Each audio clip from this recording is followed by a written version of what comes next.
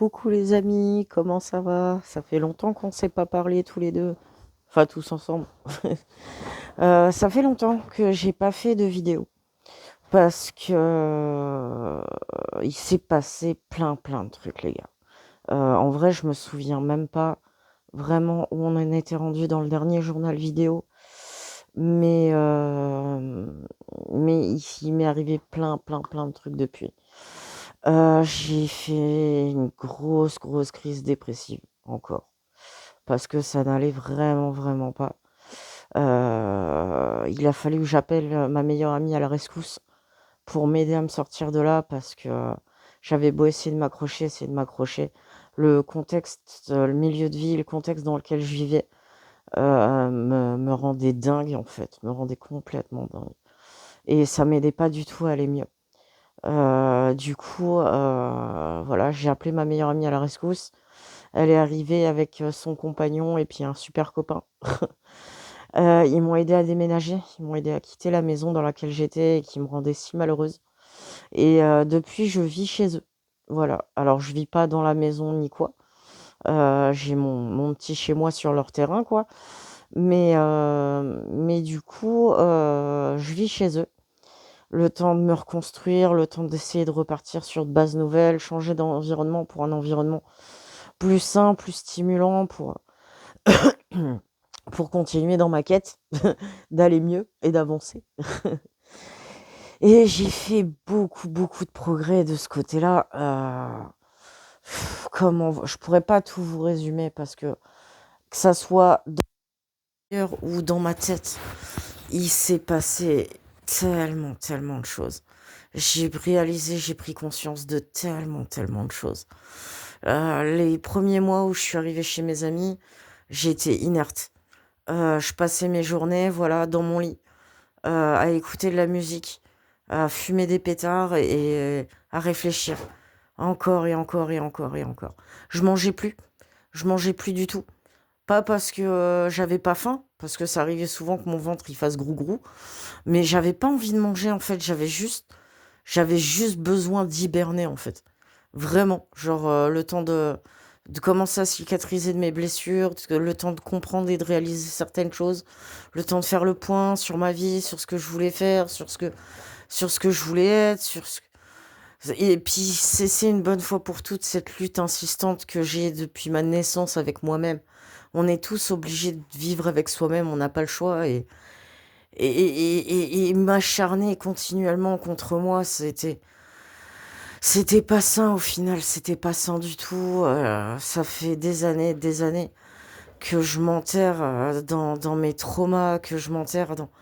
J'ai vécu des trucs pas cool dans ma vie, voilà, quand j'en parle avec des gens, la plupart du temps, ils me disent que j'ai vraiment une vie qui est rude, qui est pas facile. Et c'est vrai que bah, j'ai pas mal de traumas qui me datent de toute ma vie. Mais seulement, bah, pour pouvoir régler un problème, faut déjà admettre qu'on en a un. Et ça, c'est déjà compliqué.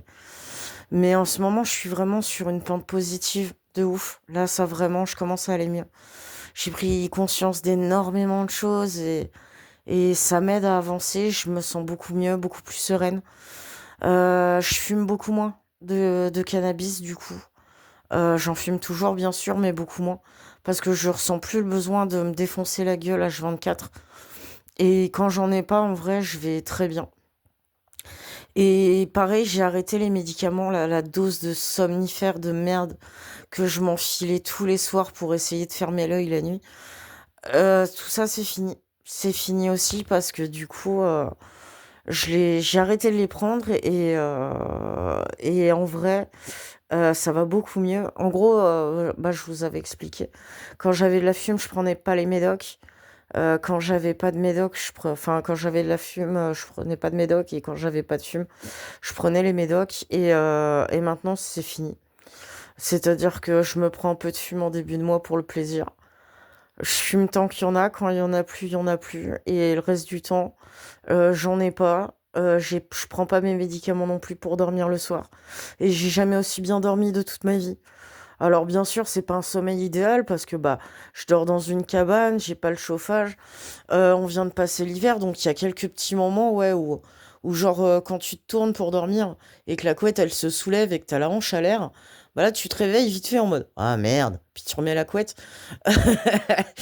Mais ça va en vrai. Si s'il y a quelqu'un qui me connaît pas qui écoute mes vidéos, bon, il y a peu de chance, mais on sait jamais. Ne vous inquiétez pas, j'ai été SDF pendant plusieurs années, donc ma résistance au froid, elle est genre bétonner les copains. Ce qui fait que même en plein hiver, dans une cabane sans chauffage, bah, je dors avec mon chien. Et à deux, on se tient chaud et on dort vraiment bien. Ce qui fait que même sans médoc, sans rien, je suis dans un contexte ultra apaisant. Voilà, je suis à la campagne, ma meilleure amie et son compagnon et le fameux copain sont juste à côté. On se voit souvent, c'est trop cool en vrai, ça fait vraiment du bien. Donc, et puis c'est des gens qui sont super inspirants dans leur vie, quoi. C'est, voilà, le copain de ma meilleure amie, je le connais pas encore beaucoup. Le fameux copain qui est arrivé à la rescousse, c'est pareil, je le connais pas encore beaucoup. Mais cette meilleure amie que j'ai, je la connais depuis des années. Elle me connaît, mais absolument par cœur. Mais genre, dans mes bons, dans mes mauvais côtés. Enfin, avec elle, je parle vraiment de tout à cœur ouvert. Et ça fait trop du bien d'avoir une personne comme ça dans sa vie. Une personne qui est ouverte d'esprit, qui d'une compassion incroyable, d'une douceur, mais infinie. Et ma meilleure amie, peu importe ce que je peux lui confier, peu importe mes pires états d'âme au monde, peu importe toutes mes blessures, toutes mes fêlures, peu importe tout ce qui me hante, je sais qu'à elle, je peux lui en parler, elle comprend, elle me juge pas, elle connaît ma vie, mon vécu, elle sait comment je suis et peu importe ce qui peut des fois me hanter, elle sait que c'est pas caractéristique de ce que je suis, elle sait que je suis quelqu'un de bien, que je ferai jamais de mal à personne et du coup, le fait d'avoir quelqu'un comme ça qui te connaît et qui t'aide, qui te tend la main, ça fait vraiment, vraiment du bien. Et ça m'a permis de réaliser la valeur de la discussion, la valeur des échanges, la valeur des transmissions. J'ai passé une bonne partie de ma vie à me terrer dans mon coin de peur de ce que les autres penseraient de moi, de peur de ma différence, du fait que je me suis toujours sentie différent des autres et que j'avais du mal à m'intégrer et que j'arrivais pas. Les autres autour de moi pouvaient pas m'aimer parce que moi déjà je m'aimais pas. Donc forcément ça joue quoi. Et j'ai mis des années, des années, des années à le comprendre et au final déjà le fait d'avoir réussi voilà à enfin faire la paix avec moi-même, même si c'est pas encore fini. Mais déjà, j'ai un gros travail de paix intérieure qui a été fait là depuis le dernier enregistrement. Ça me fait un bien, bien fou. J'ai parlé de tout ça avec ma meilleure amie à cœur ouvert et ça m'a fait un bien fou de ouf. Et tout ce que je gardais en moi, tout ce que je mâchonnais en moi depuis des années, je lui en ai parlé et elle a compris, elle m'a soutenue et tout. Enfin, vraiment trop, trop cool. Et du coup, bah, ça m'a permis de reprendre espoir en pas mal de choses. Et j'ai pris la décision que j'allais me remettre à écrire. Parce que j'ai toujours aimé écrire. C'est un des rares trucs pour lequel je sois douée, un minimum. Je suis pas non plus, voilà quoi, vous attendez pas à des démons et des merveilles, mais j'ai un truc pour l'écriture. On me l'a toujours dit. Et tous les gens qui me connaissent m'ont toujours dit, mais Nani, pourquoi t'écris pas un bouquin sur ta vie en fait?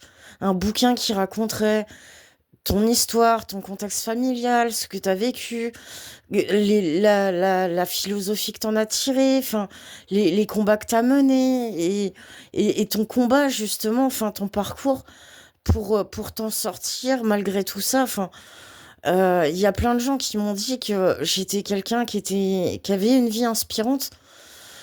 Et c'est pour ça, enfin, du fait que je suis quelqu'un qui aime beaucoup communiquer, du fait que visiblement ma vie elle est inspirante et elle peut peut-être faire du bien autour d'elle ou je sais pas, enfin, enfin, le fait que j'ai toujours aimé écrire, le fait enfin, tout ça font que tout ça, je l'ai macéré en moi pendant, je sais pas combien de temps. Mais si j'y arrivais pas à la base, c'est parce que oui, j'aime écrire, mais je fais de l'écriture plus ou moins libre en fait. J'ai jamais étudié la littérature, donc j'ai le fond, mais j'ai pas la forme. Je sais pas comment m'organiser pour avoir un bon environnement de travail, pour avoir tout ça. Mais tout ça, ça m'intéresse de ouf. Et surtout, à la base, j'écrivais pas pour les bonnes raisons. Si j'écrivais, c'était pas dans le but de me faire du bien. Si j'écrivais, c'était dans le but d'essayer de faire absolument un truc trop cool. Et puis peut-être que j'arriverais à le publier. Et puis peut-être que les gens y m'aimeraient. Et puis peut-être que je pourrais gagner de l'argent, donc je pourrais avoir une meilleure vie.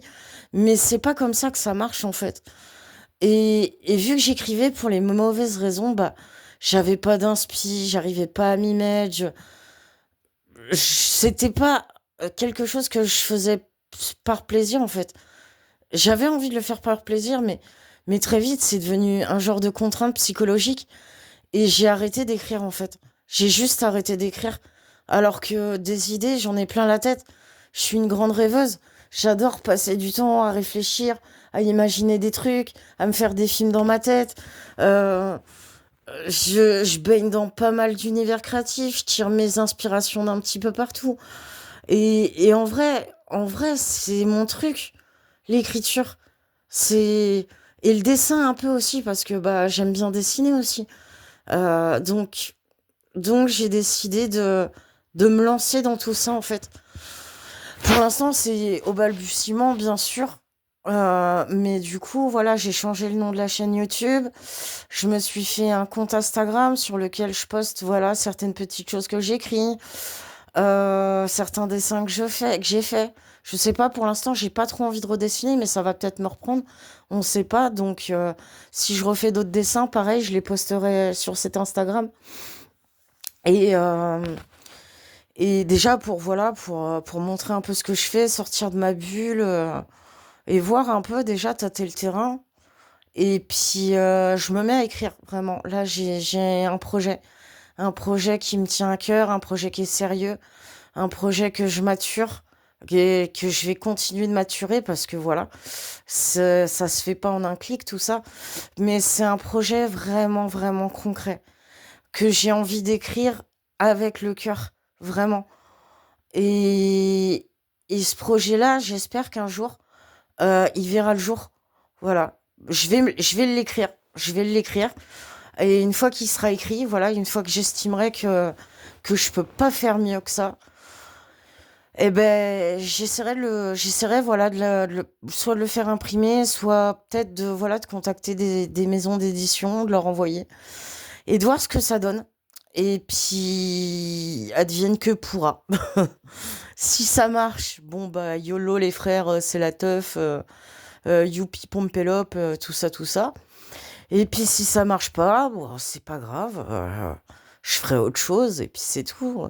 C'est ça la vie aussi, c'est des imprévus. Donc, on a un but, on se le fixe, on se le tient. Et puis, on y met tout son cœur. Et puis, advienne que pourra. L'important dans la vie, j'ai mis du temps à le comprendre, mais l'important dans la vie, en fait, c'est pas d'échouer ou de réussir. L'important dans la vie, c'est juste d'essayer de faire de son mieux, en fait. Parce que, au final, enfin, il y a un proverbe que j'ai entendu. Enfin, c'est pas vraiment un proverbe. C'est une réplique de film, en fait, pour être exact. Mais cette réplique de film, elle m'a vraiment, vraiment touchée. C'est une réplique du manoir hanté des 99 fantômes. Et il y a un moment dans l'histoire, voilà, je vais pas vous spoiler au cas où vous l'auriez pas vu, parce qu'il est vraiment chouette, ce film. Mais en gros, il y a un moment, il y a une sorte de prophétesse dans une boule magique qui dit quelque chose au personnage principal et qui lui dit on essaie, on échoue, on essaie, on échoue. Mais au final, le seul véritable échec, c'est quand on arrête d'essayer. Donc peu importe si ce projet d'écriture marche ou marche pas. À partir du moment où je l'aurai fait jusqu'au bout et que je l'aurai fait avec le cœur, eh ben quoi qu'il arrive, je serai fier de moi. Si ça m'attire une récompense quelle qu'elle soit derrière, une récompense, je veux dire budgétaire, financière, bah, ça fera que améliorer mes conditions de vie, donc ça sera tout bénef. Mais dans tous les cas, je suis pas du tout malheureux dans ma vie actuelle, justement. Je suis vraiment dans une phase où je ressens une profonde paix intérieure. Alors ouais, je vis dans une cabane, sans chauffage. Euh, je dors avec mon yinche. Je vais à la douche chez mes potes. Je prends de l'eau chez eux. Et pour me faire à manger, bah voilà, j'ai un camping-gaz. Et je mange des boîtes de conserve. Et je suis heureux, les gars. Je suis vraiment heureux. Je, je suis bien. Je sais où j'en suis dans ma vie précisément. J'ai pas, j'ai pris le temps de revenir en arrière, de me souvenir d'énormément de choses et je suis au clair avec mon passé maintenant. Je suis au calme avec mon présent et je suis optimiste pour mon avenir. Donc, j'imagine qu'on peut dire que tout va bien au final. Ma vie, elle est encore en construction, bien sûr. Et au final, une vie, bah, ça se construit toute la vie. Donc, ma vie, elle sera éternellement en construction, bien sûr. Et moi aussi. Mais j'ai vraiment pris conscience de la notion de l'équilibre, en fait, dans la vie. Et, et ça a une valeur très, très précieuse pour moi.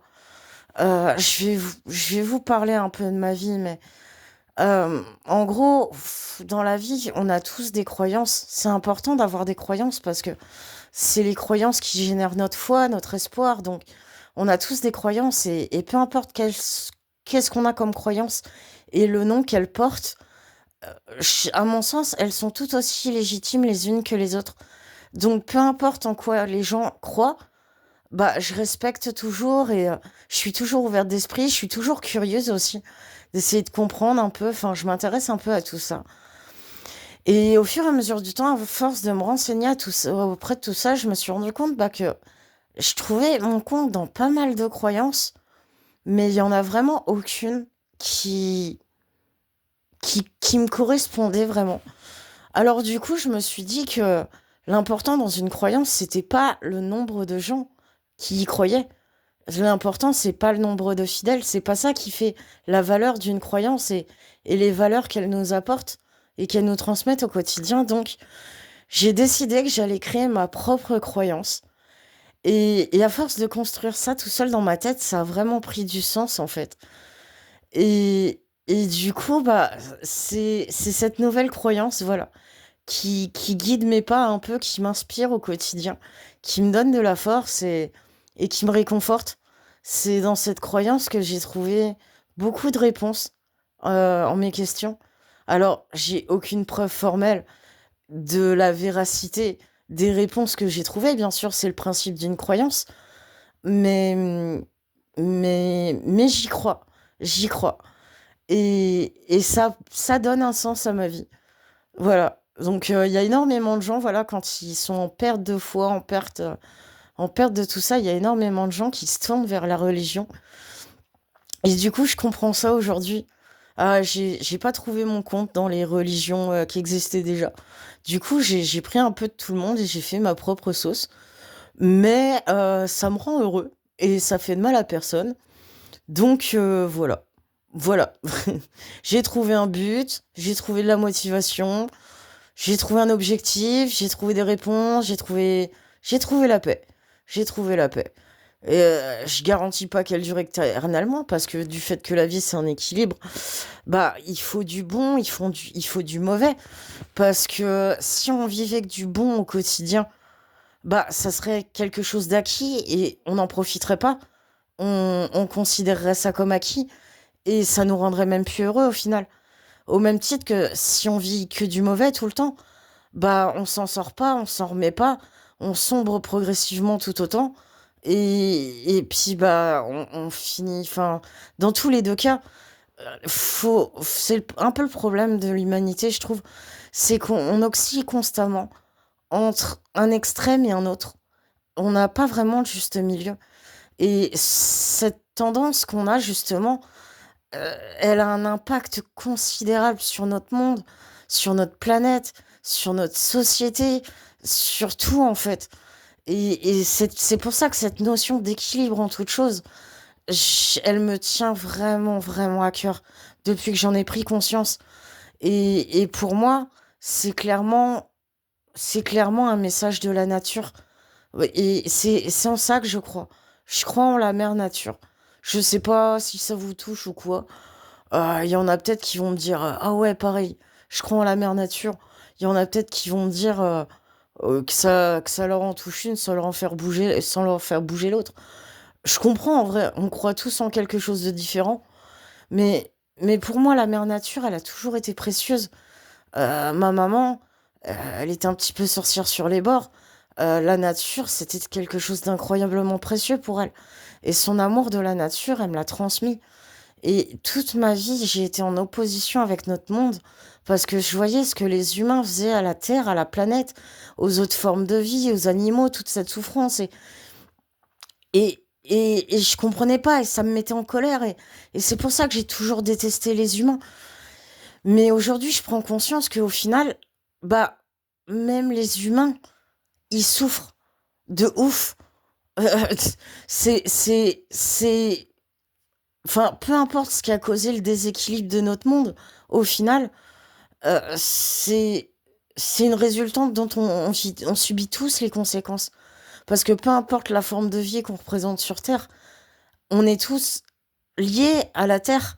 Si notre monde disparaît, bah on s'éteint, nous aussi. On est en connexion avec tout ce qui nous entoure, même si on n'en prend pas forcément conscience, même si on n'a pas forcément l'impression de le ressentir, mais on est tous en connexion avec notre monde et on est tous en connexion les uns avec les autres. Et toute cette souffrance, on la vit, on la ressent nous aussi, chacun à notre manière. Et ce qui fait que la vie, qui était juste censée être la vie est devenue une épreuve et un cauchemar pour tout le monde. Et on passe tous notre temps à se débattre comme on peut pour essayer de survivre. Et c'est horrible. On survit tous à notre manière. Oui, moi j'ai un contexte de vie qui est compliqué, qui est pas commun, on va dire. Mais ce qui m'est arrivé à moi, c'est arrivé à tellement de gens, tellement de gens, tellement de gens. Et peut-être que si j'arrive à publier ce livre, il y a des gens à travers le monde qui le liront.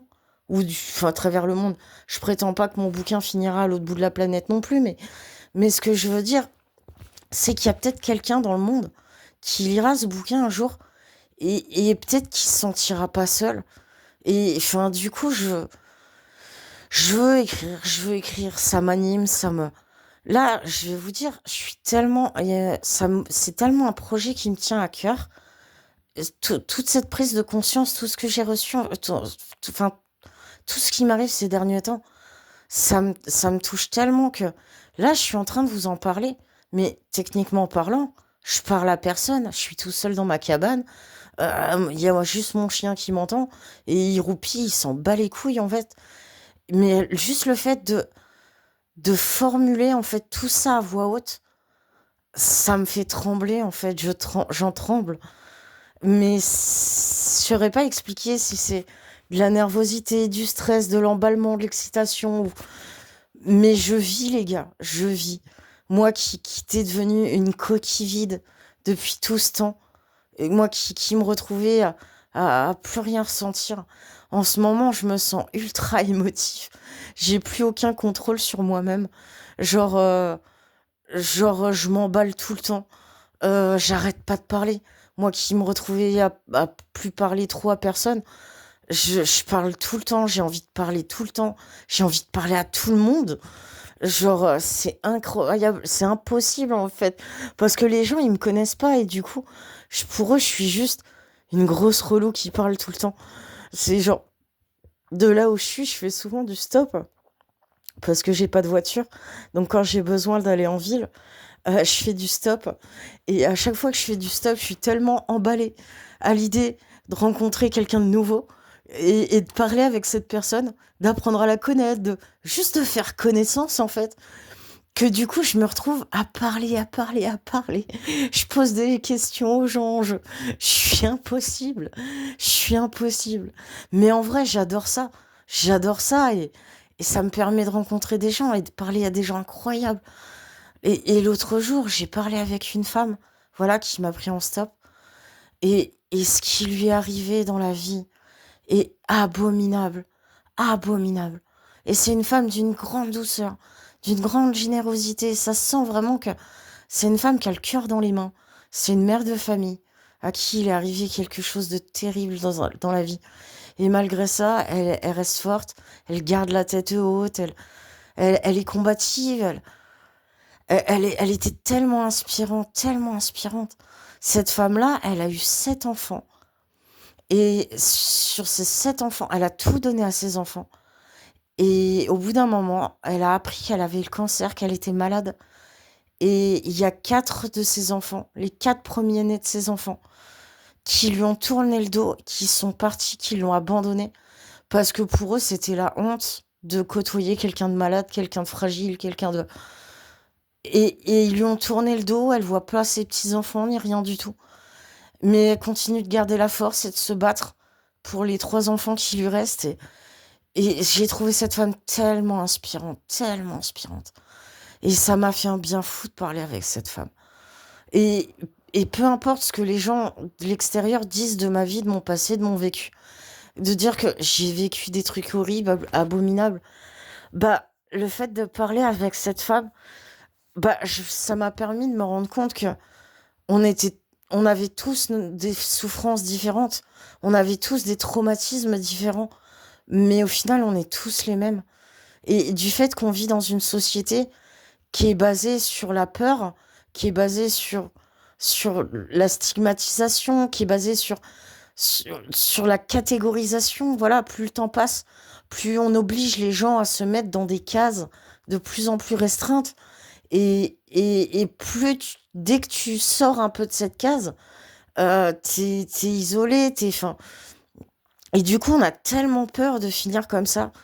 Je veux dire, quand on y pense, il y a tellement peu de gens sur Terre qui voudraient se retrouver à ma place à l'heure actuelle.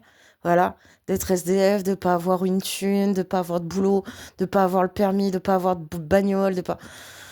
Il y a tellement de gens qui seraient terrifiés à l'idée de finir à ma place. Et pourtant, je vais être honnête avec vous. Bah moi, c'est le contraire. Je serais terrifiée d'être à la vôtre. C'est parce que c'est horrible en fait. C'est horrible. C'est du fait que plus personne ne peut vivre lié, plus personne que du fait que tout le monde vit dans la peur de soi-même, la peur des autres. On parle plus ensemble, on communique plus. Et c'est ça que j'essaye de mettre en place un peu sur ma petite chaîne YouTube. C'est pour ça que même si vous me trouvez ridicule, je continuerai de faire mes petites vidéos, mes petits journaux, voilà, sur ma petite chaîne YouTube. Parce que même si personne les regarde, moi, je pourrais les regarder. Et moi, je pourrais revenir en arrière et être fier de ce que je fais. Peu importe que ça génère de la thune ou pas, en fait. Et c'est ça que j'aimerais vraiment créer sur cette petite chaîne. C'est un endroit où on est tous anonymes et on peut se permettre d'être nous-mêmes et de parler de tout à cœur ouvert, sans avoir la crainte d'être jugé par qui que ce soit. Et je vous jure que si ça marche, il y a des gens qui arrivent sur cette chaîne et qu'il y en a d'autres après, qui a des gens en fait qui vraiment essayent de lancer le truc, de m'aider à lancer le truc. Bah, cette petite chaîne YouTube, ça pourrait être une petite bulle de douceur en fait. Ça pourrait être votre petite cabane à vous en fait. C'est voilà, ce que je ressens, ce que je vis dans ma petite cabane. J'ai envie de vous le transmettre. J'aimerais bien que vous aussi, à l'heure actuelle, vous puissiez vous sentir en paix avec vous-même, que vous puissiez vous sentir profondément amoureux de la vie comme je le suis en ce moment, de vous sentir inspiré, de vous sentir rêveur, d'avoir de l'espoir, d'avoir le sourire, de, de profiter des petites douceurs de la vie, des moments passés avec les amis, la famille, les gens qu'on rencontre, enfin, je, franchement, je suis la plus heureuse du monde. Le 13 février, là, dernier, c'était mon anniversaire. Et ben, mes copains, ils m'ont fait la surprise. Ils m'ont organisé un petit repas. Et genre, on a passé la soirée tous ensemble. C'était ultra convivial. On a fait des jeux de société, on a discuté. C'était trop cool. Mes potes s'étaient cassé le cul à cuisiner pour moi. Et ça m'a ému. C'était vraiment trop gentil. Et le copain Clément, quand il est arrivé, voilà, il était un petit peu gêné. Il savait pas trop quoi m'offrir ou quoi. Alors du coup, il s'est ramené à la maison avec 2 canettes de Monster et genre, j'adore les Monster, c'est genre je carbure à la Monster. Faut que je freine un peu d'ailleurs, mais j'adore les Monster et genre c'était trop cool, ça m'a vraiment trop émue, ça m'a vraiment trop touchée. J'ai passé la meilleure soirée de ma vie. C'était tout simple, c'était pas extravagant, on va dire, mais ce moment de pureté avec des gens que j'aime, c'était pur. C'était tellement pur. Et j'ai été me coucher avec le sourire, le plus grand sourire de ma vie. J'avais pas souri comme ça, avec autant de bonheur depuis une éternité. En vrai, je serais même incapable de vous dire la dernière fois que j'ai souri comme ça. Je serais incapable de vous dire la dernière fois que je me suis sentie comme ça. En vrai, je crois que c'est même bien la première fois dans toute ma vie que je me sens comme ça. Et je suis super optimiste pour l'avenir. Je dis pas que ma vie maintenant, je vais claquer des doigts et elle va venir toute rose. C'est pas ça la vie. La vie, c'est un équilibre. Faut du bon, faut du mauvais. Et je suis taillée pour le mauvais avec tout ce qui m'est arrivé. Donc j'ai confiance en moi. Peu importe les obstacles que la mère nature mettra en travers de ma route. Euh, j'ai mon équilibre maintenant. Je suis en train de retrouver ma force, ma combativité. Je suis optimiste. Je sais ce que j'ai à faire et je vais le faire. Et, et en vrai, ça vous paraît prétentieux de ma part, mais il y a quand même peu de chances que ça donne rien du tout. Euh, Peu importe l'impact de ce que je ferai fera. C'est pas grave. Comment? C'est pas du nombre de gens qu'on touche que dépend l'action qu'on fait ou la création qu'on fait ou peu importe enfin, ce que je veux dire, c'est que peu importe que ça marche ou que ça marche pas. Dans mon cœur, j'aurais réussi quoi qu'il arrive. Et c'est tout ce qui compte. Et moi qui est terrifiée à l'idée de décevoir mes proches, je sais que j'ai plus à avoir cette peur parce que je vais faire quelque chose qui m'anime, quelque chose qui me rendra heureux. Et peu importe ce que ça m'apportera dans la vie, alors rien que le fait que bah moi je sois heureuse, je sais que ça les rassurera, qu'ils arrêteront de se faire du souci sans arrêt pour moi et que du coup bah ils seront contents pour moi et qu'ils seront fiers. Et du coup bah quoi qu'il arrive, peu importe ce qui m'arrivera dans la vie, ça sera forcément un happy end. C'est tout. Et vous le savez, j'ai jamais eu peur de mourir. Mais il y a un truc que j'ai jamais avoué à personne, c'est que c'est pas le fait de mourir en soi qui me faisait peur, qui me terrifiait. Et en fait, je vois plutôt la mort comme la fin de la souffrance. On se débarrasse de notre corps terrestre, donc on est libéré de la souffrance terrestre. Mais on n'est pas libéré du reste. Et le pire terreur pour moi, ça aurait été de mourir seul et surtout et surtout d'être oublié en fait. Dans le sens où là, demain matin, si je meurs, mes proches ils diront de moi, bah Nani, elle a fait ce qu'elle a pu, elle a fait de son mieux. Mais franchement, bah elle a assuré.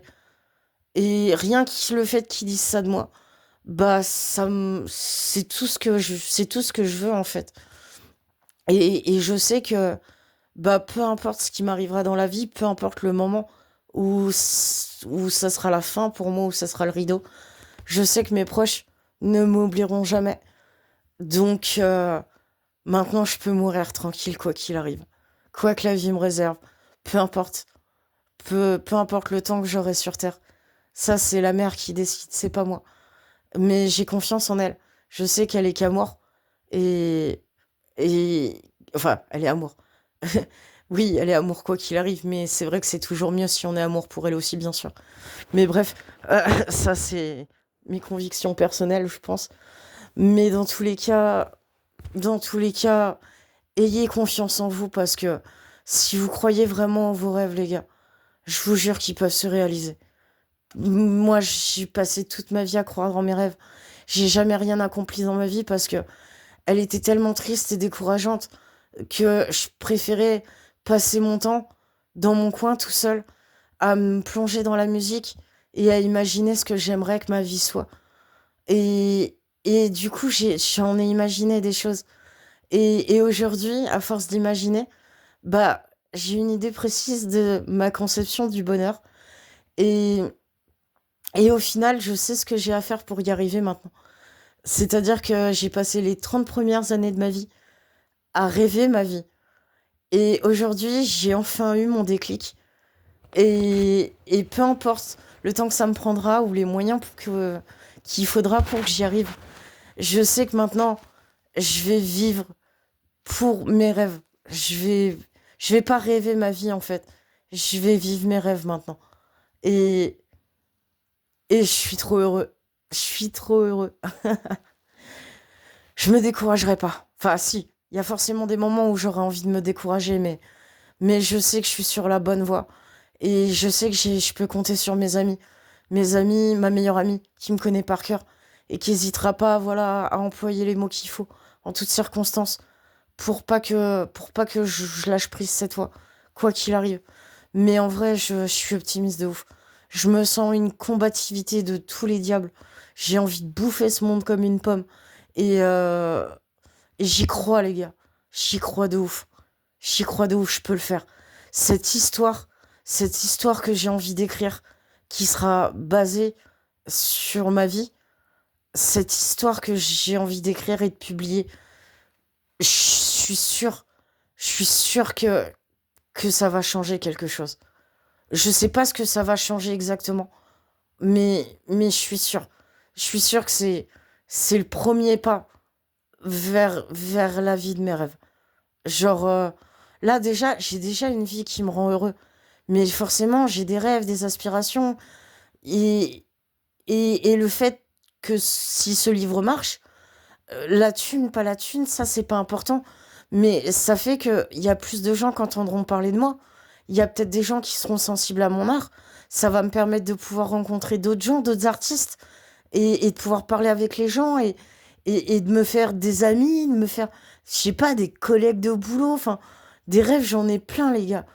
C'est pas parce que j'ai jamais gagné d'argent vraiment par moi tout seul toute ma vie, que j'ai très peu travaillé, que c'est pas parce que, ça veut dire que je suis pas capable de le faire. Ça veut pas dire que je suis incapable en fait. J'ai mis du temps à le comprendre parce que on évolue dans une société qui est régie par l'argent. Tout est déterminé par ton argent. Si t'es quelqu'un qui a de l'argent ou qui génère de l'argent, t'es un dieu pour ce monde. T'es un putain de dieu pour ce monde et tu fais absolument tout ce que tu veux. Et si t'as pas d'argent, peu importe ta valeur humaine, peu importe ta créativité, peu importe ce que tu pourrais apporter au monde ou quoi, peu importe ta contribution à la société, en fait, si ça ne génère pas de l'argent, t'es une merde, t'es que dalle, tu contribues à la pauvreté de notre monde, tu creuses le trou de la sécu, t'es inutile, t'es qu'une merde. Moi, c'est ce qu'on m'a dit toute ma vie, les gars. Quand j'étais à l'école, et c'est assez marrant d'ailleurs, tous mes profs me disaient toujours que j'étais stupide, que j'étais inutile, et que je ferais jamais rien de ma vie et que je finirais SDF. Et du coup, bah, je l'ai tellement cru toute ma vie, ça, que je suis devenue SDF, les gars. Mais au final, c'est bien parce que c'est la plus belle leçon de vie qui m'est transmise au final, mes profs, parce que c'est le fait d'avoir été SDF qui a changé toute ma vie. Quand on vit dans la société moderne, on est terrifié à l'idée de finir à la rue, de finir pauvre, parce que c'est terrible. Et je vais pas vous mentir, c'est dur d'être SDF. C'est éprouvant physiquement, bien sûr, parce que bah tu t'as froid, t'as faim, tu dors par terre, tu t'as pas d'endroit en sécurité où dormir, donc faut que tu sois constamment en mouvement, faut que tu sois capable de t'adapter rapidement pour trouver un squat, un endroit à l'abri, pour trouver du matériel, donc duvet, tente, tout ça, enfin, c'est de l'organisation, c'est physique, mais c'est surtout physique, mentalement. Parce que du coup, t'es complètement rejeté de tout le monde. Les gens ne te voient même pas quand t'es SDF. Euh, ou les gens qui te voient te crachent dessus avec dédain parce que tu vaux que dalle. Parce que les SDF, ils sont sales. Bah ouais, les gars, quand on n'a pas moyen d'avoir une douche tous les jours, on est sale, ouais, au bout d'un moment. C'est pas de la mauvaise volonté, hein. Quand on a l'occasion de prendre une douche, bah on fait comme tout le monde, on prend notre douche. Et on la kiffe, en vrai, notre douche, les gars. Euh, le fait que la plupart d'entre nous aient des addictions, que ça soit l'alcool, la drogue, quelle qu'elle soit. Bien sûr, les gars. Parce que quand vous êtes seul au monde et que vous vivez dans des conditions de vie aussi éprouvantes physiquement, bah vous cherchez des palliatifs pour vous soulager à la fois la conscience et pour vous aider à tenir le moral en fait. C'est pour ça qu'il y a énormément d'SDF qui ont des addictions. Alors oui, je comprends. Vous travaillez, vous vous cassez le cul pour gagner votre argent. Vous avez pas envie de donner de l'argent à un mec qui reste assis au coin de la rue toute la journée à se bourrer la gueule. Je comprends, en vrai. Je comprends. Et c'est vrai que ça peut être décourageant pour beaucoup de gens d'aider les SDF parce que bah, vous savez pertinemment qu'une bonne partie de l'argent que vous nous donnez finissent dans nos addictions. Mais c'est une partie de nos addictions qui nous tiennent en vie en fait. Donc même si c'est illégal, même si ça peut être paraître désespérant, c'est une partie de notre consommation qui nous aide à tenir le choc en fait. Alors, bien sûr, il y a une demi-mesure dans tout, hein. Je vous dis pas, allez-y, vous allez croiser tous les SDF que vous croisez, les gars, et puis vous leur achetez de l'alcool ou vous leur donnez des pétards. Non, non, vous en faites pas. S'ils ont vraiment besoin, ils sauront où trouver, il n'y a pas de problème, vous inquiétez pas pour ça. Mais juste, bah, si vous voulez pas donner de l'argent aux SDF, n'en donnez pas. Il y a plein de moyens de s'aider les uns les autres, en fait. Et il y a plein de moyens de se faire du bien les uns les autres sans forcément mettre de l'argent en ligne de compte, en fait. Et c'est comme ça pour tout. Parce que l'argent, bah, c'est pas un besoin primal, c'est pas un besoin vital. À notre époque, ça l'est. Mais c'est pas vrai, en fait. L'argent, on l'a créé nous-mêmes. Et ça veut dire qu'il y a des générations d'humains qui ont survécu avant nous sans l'argent. L'argent, c'est une monnaie d'échange, c'est tout. C'est une échelle de mesure. C'est-à-dire que voilà, au bout d'un moment, on s'est dit que chaque chose avait de la valeur, mais que chaque chose n'avait pas une valeur équivalente. Et du coup, on a créé une échelle de mesure pour pouvoir, et une monnaie pour pouvoir servir d'intermédiaire entre nous dans nos échanges. C'est tout ce que c'était l'argent, les gars, à la base. Et du coup, bah oui, forcément, à l'époque, si tu avais besoin d'argent pour acheter quelque chose, bah il te suffisait de vendre quelque chose que toi tu faisais, que quelque chose dont les autres avaient besoin, et ça t'apportait de l'argent. Et c'est cet argent que tu réinvestissais. C'est tout. Mais c'était à destination des choses matérielles, en fait. Et petit à petit, ça s'est développé, développé, développé, développé, développé. Ce qui fait qu'à l'heure actuelle, tout est payant. Même la solidarité. Même, enfin, on ne vit que pour générer de l'argent. C'est notre obsession. Il faut qu'on fasse de l'argent. Après, chacun a son niveau de vie idéal. Donc, plein de gens peuvent être heureux avec un niveau d'argent différent. Mais c'est une obsession constante pour tout le monde. On est pour faire de l'argent et on meurt pour notre argent. Alors que l'argent, c'est que dalle, les mecs. On devrait naître pour vivre et vivre pour mourir. C'est tout. Ce qui se passe au milieu, improvisation totale, les mecs, on se démerde. Mais, mais l'argent, les gars. Et ce qui me rend dingue, c'est que du fait que je suis SDF, moi et tous les autres SDF, on est la preuve vivante, les gars, qu'on peut s'en sortir sans argent. Alors oui, notre mode de vie vous fait peur. Parce que du fait que vous ne le vivez pas, pour vous, c'est impossible de survivre. Et l'image que le monde a des gens qui n'ont pas de maison, c'est une image de poivreaux qui meurent dans le froid, comme un clodo que personne reconnaît, que les gars, oui, ça arrive, bien sûr que ça arrive. Mais si tous les SDF étaient destinés à finir comme on les voit à la télé, bah, il y aurait pas autant de SDF. En vrai, les gars, il y aurait pas autant de gens qui vivent en voiture, qui vivent en camion, qui vivent en camping-car, en caravane. C'est les pauvres. Bah, quand t'as pas d'argent pour t'acheter un train de vie confortable, bah tu te démerdes par toi-même. Tu t'arranges avec les autres. Tu t'apprends à communiquer. Tu te rends service entre pauvres. Voilà, il y en a un qui sait faire ça, l'autre qui sait faire ça. Bah on s'arrange. Et puis, c'est pour ça qu'il y a une super solidarité générale entre les gens qui n'ont pas de thunes. Et je vais pas vous mentir, les gars. La plupart des gens qui donnent de l'argent au SDF ou qui donnent au SDF de manière générale, bah, c'est des gens qui n'ont pas de thunes, en fait. Parce que des gens qui ont de la thune, dans ma carrière de SDF, on va dire, des gens qui avaient vraiment de la thune et qui auraient pu me filer ne serait-ce que 50 centimes juste pour le geste, je vous jure qu'il y en avait plein et ils auraient jamais senti la différence dans leur vie. Ça aurait pris 15 secondes, ils étaient même pas obligés de me parler. Franchement, je vous jure, ils m'auraient jeté leur pièce de 50 centimes dans la gamelle sans même me regarder. Ça leur aurait rien coûté à leur vie.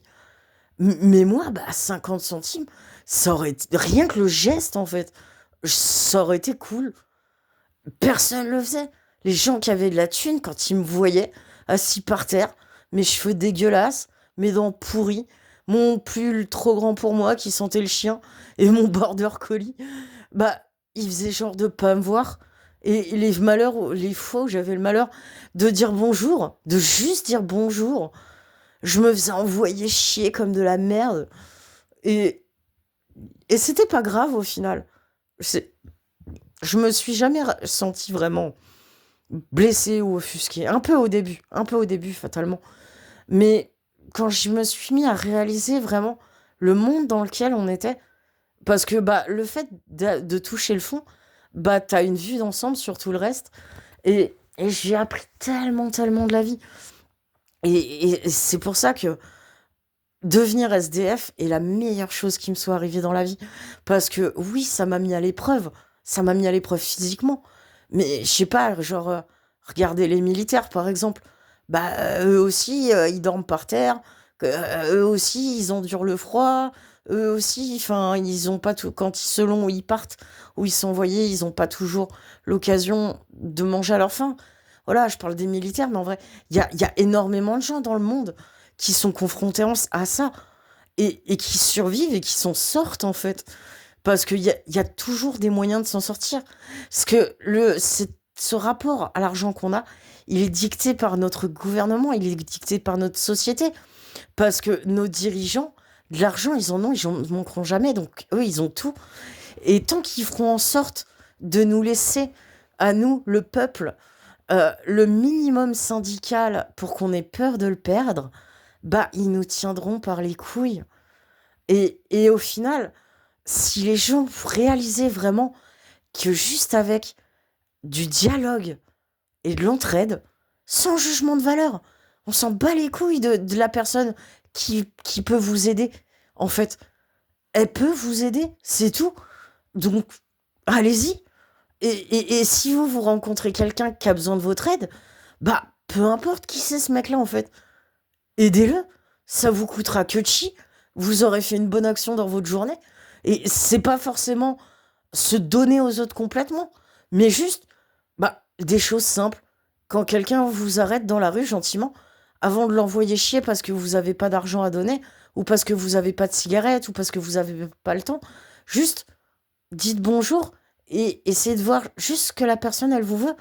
Si vous pouvez l'aider et que vous avez envie de le faire, faites-le. Sinon vous répondez bah non, désolé.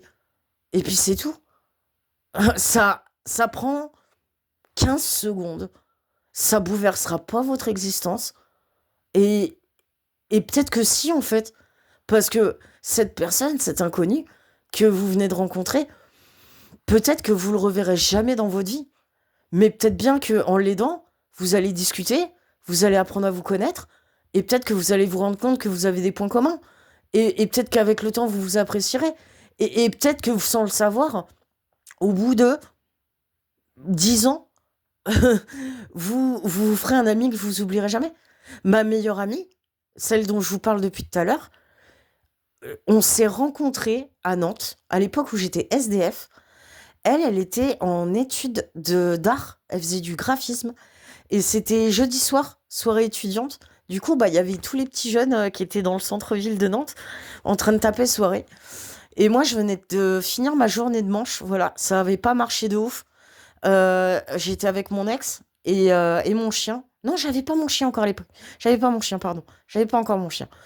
Mais voilà, et du coup, on l'a abordé, elle et son groupe d'amis, pour leur demander si par hasard ils avaient pas une ou deux cigarettes à dépanner. Du coup, ils étaient trop saucés de leur soirée, trop gentils, trop adorables. Ils nous ont dépanné une clope et ils ont commencé à discuter. Et j'ai particulièrement commencé à discuter avec cette fille, qui est exceptionnelle. Et oh, je vais dire son nom parce qu'en vrai, en vrai, elle mérite d'être connue, cette fille. Et elle s'appelle Dune. Voilà, ma Dune. Donc ma meilleure amie Dune, c'est comme ça que je l'ai rencontrée. Je lui ai taxé une clope à l'arrêt de tramway de commerce à Nantes. Je lui ai taxé une clope. On s'est mis à discuter. Et maintenant, on se connaît depuis 11 ans. C'est ma meilleure amie. On est aussi proches que deux couilles peuvent l'être. Et je l'oublierai jamais, en fait. Donc, vous voyez comment, des fois, la vie, elle peut être anodine. C'est. Et je vous ai parlé de la valeur qu'avait ma meilleure amie pour moi à l'heure actuelle dans ma vie. Donc, donc imaginez, enfin, la vie, elle est faite de petites choses. C'est la vie, elle est faite de petites chances, de petites rencontres, de petits plaisirs. Elle n'est pas aussi brutale qu'on pourrait le croire. C'est juste que, bah, si on se focalise toujours sur ce qu'il y a de mauvais, on passe à côté des petits riens, des petits bons. C'est Dumbledore qui a dit que on pouvait trouver de la lumière même dans les ténèbres les plus épais et qu'il suffisait juste de se souvenir d'allumer la lumière. Et, et il a raison, ce con, putain. Écoutez, Dumbledore, bordel de merde. Mais, enfin, franchement, les gens, si vous m'entendez, si à un moment dans votre vie, vous passez sur cette vidéo, un peu par hasard, voilà. Je suis pas là pour vous dicter votre conduite, vous dire, moi je suis mieux que les autres, je sais comment qu'on fait. Pas du tout, les gars. Mais juste, créez votre chance. Donnez-vous les moyens, donnez-vous la chance d'être beaucoup plus que ce que le monde attend de vous, en fait. C'est, ça arrange le gouvernement qu'on vive dans la peur constante les uns des autres. Parce que diviser pour mieux régner. Si tout le monde se craint les uns les autres, personne se solidarise. Donc personne se regroupe. Donc, bah, ils auront toujours l'avantage. C'est, c'est des années et des années de doctrine, de manipulation, d'endormissement pour faire en sorte que la population soit un gentil petit mouton, bien dressé, qui ferait n'importe quoi pour avoir ses petits sous à la fin du mois et qui serait prêt à accepter absolument n'importe quoi, de peur qu'on lui enlève ses petits sous durement gagnés. Donc fatalement, peu importe ce qu'ils font derrière, peu importe les décisions délirantes qu'ils prennent, et peu importe à quel point ce sont des enculés finis, faut dire les mots. Je parle pas forcément, voilà, du gouvernement français, hein. On va pas se mentir, hein. C'est pas mieux ailleurs. C'est, voilà, les gens de pouvoir, c'est souvent les gens qui ont de l'argent, et du fait qu'ils ont, du fait qu'ils ont de l'argent, ils ont du pouvoir, et du fait qu'ils ont du pouvoir, ils se prennent pour les dieux du monde, les dieux du monde. C'est, voilà. Mais c'est notre monde qui veut ça. Parce que justement, plus t'as de l'argent, plus t'es le maître du monde. Donc tout le monde se lance dans une course effrénée au pognon. Parce que plus t'as de pognon, plus t'as une vie confortable, plus t'as... Mais c'est pas le pognon qui fait le bonheur, les gars. Et en vrai, je suis sûre que dans le monde, il y a des mecs qui sont mais blindés de pognon, qui sont blindés de pouvoir, qui ont tout ce que le monde a toujours rêvé, eh ben, je suis presque sûr qu'à l'heure actuelle, au moment où on parle, bah, ces gars-là, eh ben, je suis sûr qu'ils sont pas aussi heureux que moi là tout de suite. Mais franchement, j'en suis sûr. Sûr, les mecs. Sûr. L'argent, c'est un moyen d'échanger des biens ensemble. Des biens, des services. Mais c'est tout. C'est tout, les gars.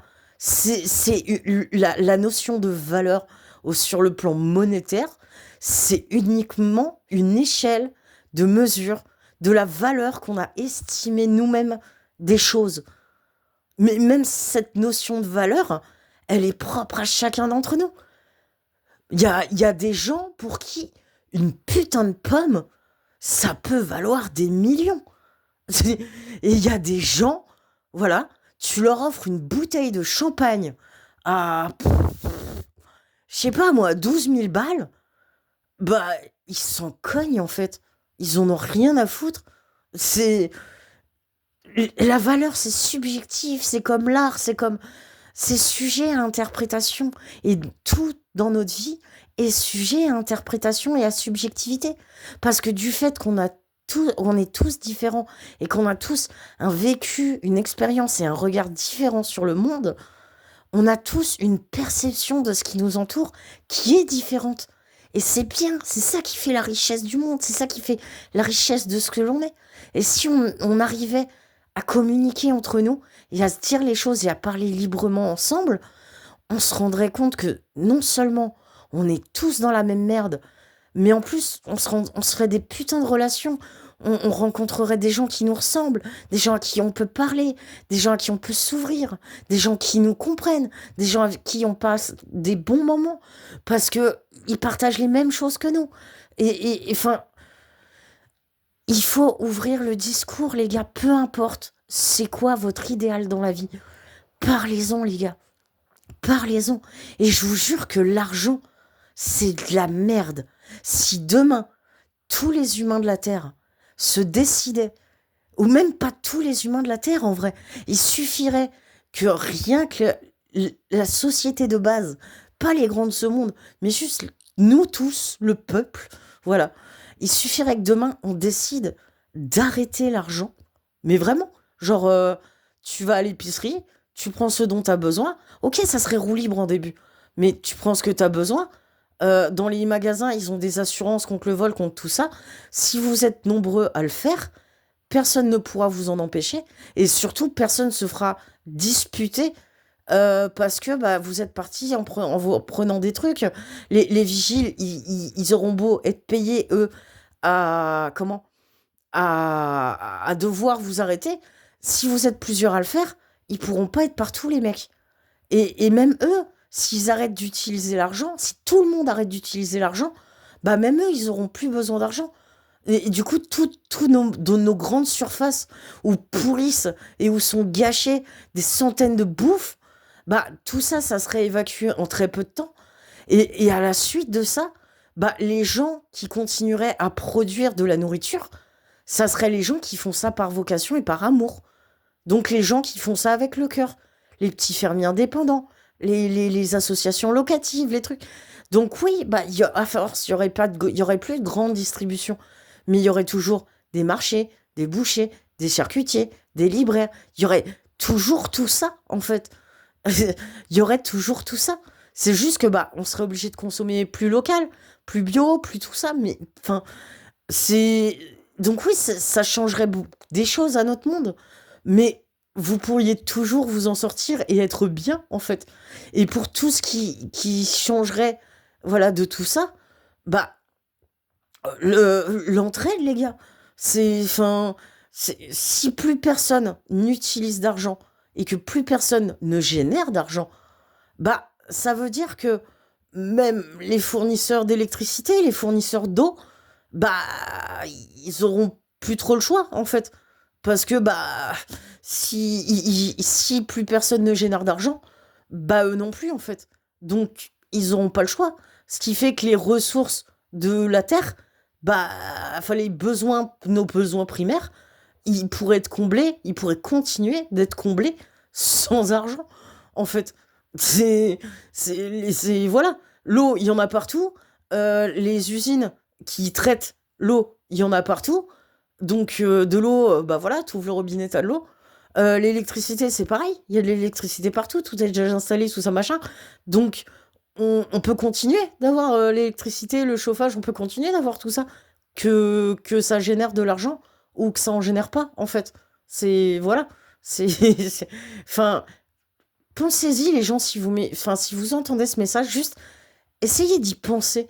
Et je peux vous jurer que si vous y pensez vraiment, juste baser notre monde sur l'échange et le dialogue. C'est tout ce qui manque à notre monde, en fait. De l'échange et de la communication. Et l'argent, c'est une unité de mesure. C'est tout. C'est juste une unité de mesure. Voilà, c'est rien de plus. Donc, oui, si vous avez de l'argent, bah, vous pouvez acquérir, techniquement parlant, vous pouvez acquérir plus de choses. Mais c'est tout. C'est tout. Et ce que vous pourrez acquérir, ça sera du matériel. Voilà. Voilà, un meilleur matelas. euh, une couverture plus épaisse. Une lampe qui éclaire mieux. Enfin, je sais pas, moi. On peut vivre sans argent, les gens, je vous jure. Je vous jure, on peut le faire. Et on vit bien quand on n'a pas d'argent au final. Parce que du fait qu'on n'a pas d'argent, on n'a pas peur de le perdre. Et du coup, ça enlève un poids monumental sur les épaules. Et du fait que tu es habitué à vivre sans thune, bah les fois où t'en as, même si c'est catch, bah tu te fais un petit plaisir et t'es heureux. Voilà. J'ai eu un petit peu d'argent ces derniers temps. Je me suis acheté des fringues. Des bonnes fringues pour une fois.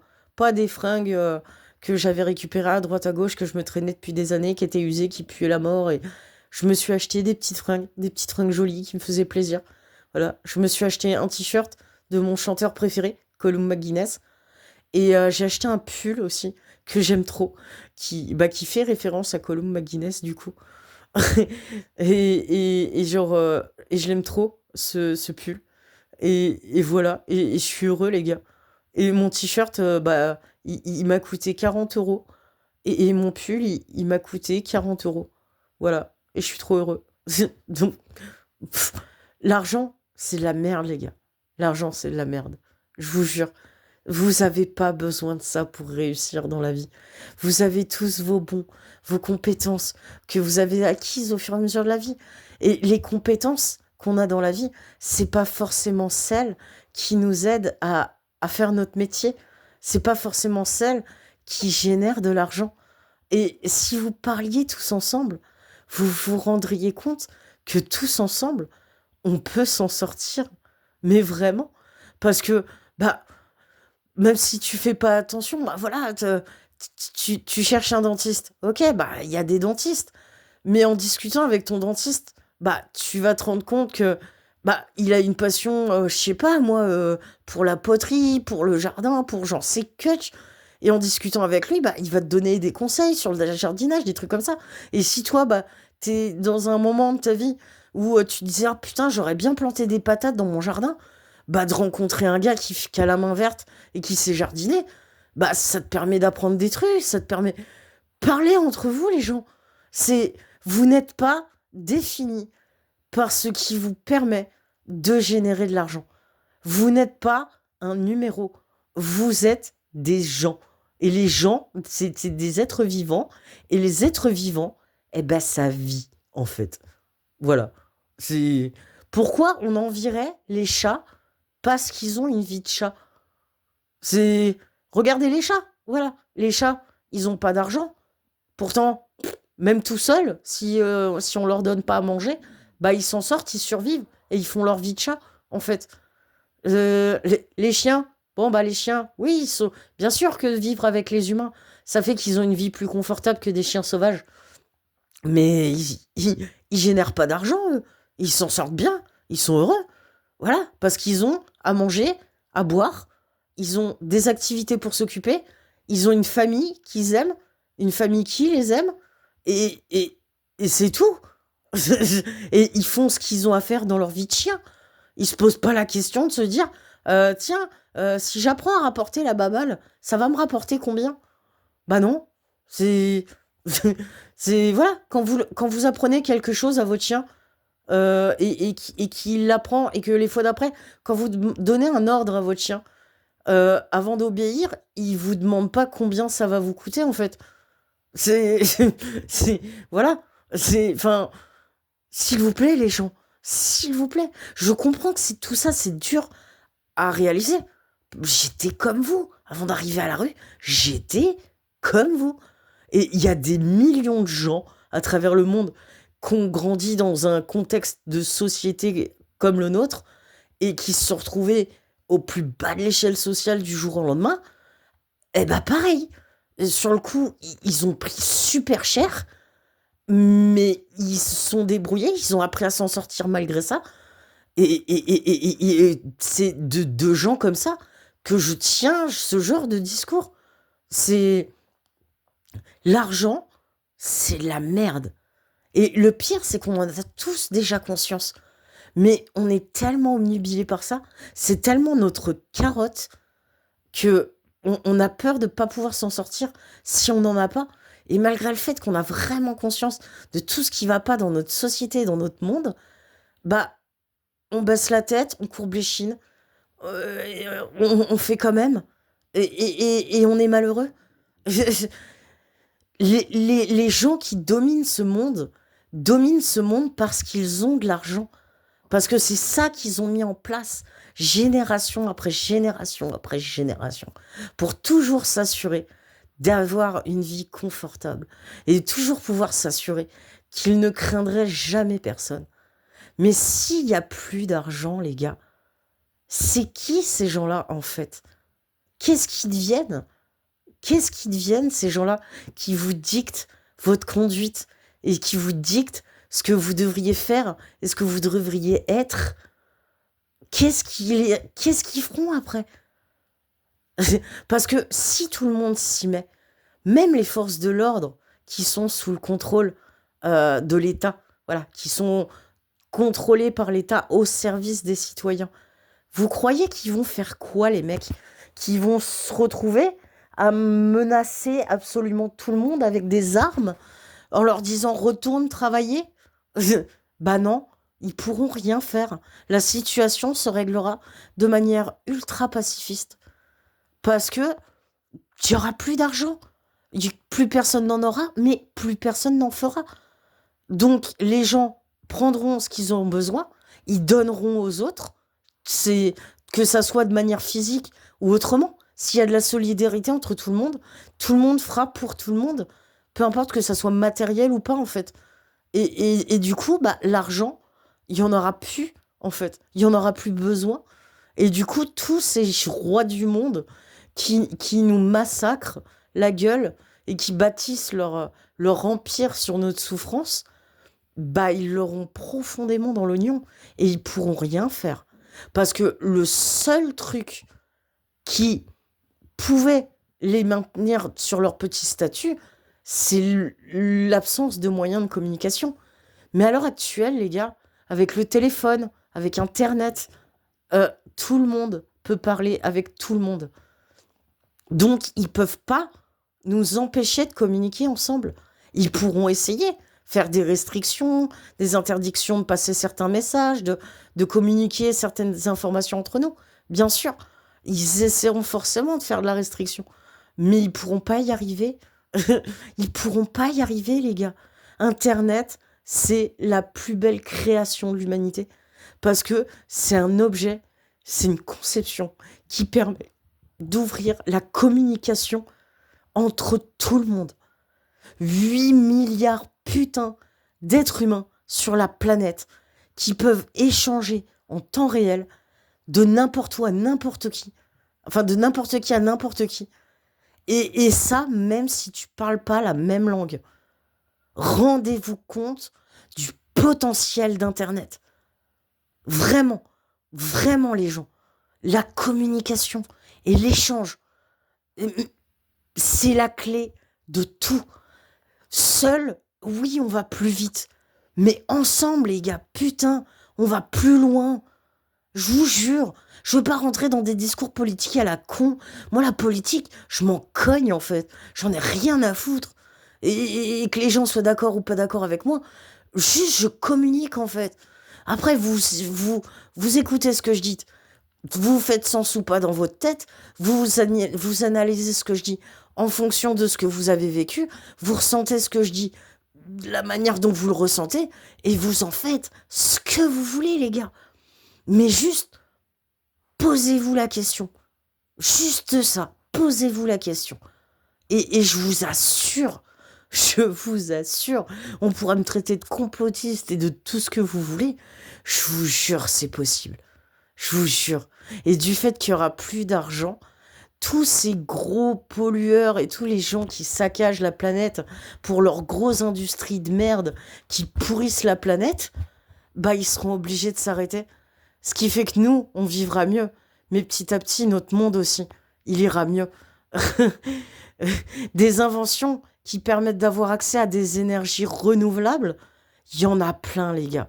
C'est juste qu'elles sont pas représentatives, qu'elles sont pas financées, parce que du fait elles généreraient pas assez d'argent, le gouvernement actuel continue, voilà, d'exploiter les énergies fossiles et les énergies polluantes, parce que ça génère plus d'argent et de profit que si on mettait en place certaines technologies actuelles qui utilisent les énergies renouvelables. Alors je dis pas que c'est une solution miracle, parce que certains appareils qui utilisent l'énergie renouvelable, on ne sait pas encore trop comment les recycler. Mais Rome, c'est pas fait en un jour, les gars. Mais déjà, si on supprime les plus grosses sources de pollution de la planète, imaginez déjà l'impact colossal que ça aurait sur notre monde. Et au niveau de l'industrie alimentaire, du fait qu'il y aurait plus de grosses productions, il y aurait plus d'élevage intensif non plus. Donc tous ces gens, ces véganes qui luttent contre la souffrance animale, et j'en fais partie, même si je suis mangeur de viande, bah tous ces gens qui ont la cause animale à cœur, bah ils seraient satisfaits aussi. Parce que oui, on continuerait de manger de la viande, mais ça serait de la viande en petite quantité, de la viande issue d'animaux qui ont été élevés avec passion et avec amour, qui ont bien été traités toute leur vie et qui ont eu une vie heureuse et qui seront tués dans le respect.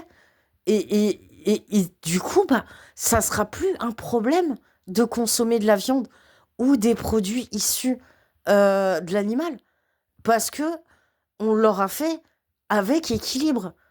C'est ça que j'essaye de vous dire, les gens. Arrêtez, enfin, je peux pas vous dire, j'ai pas d'ordre à vous donner, mais on a tendance à passer d'un extrême à l'autre.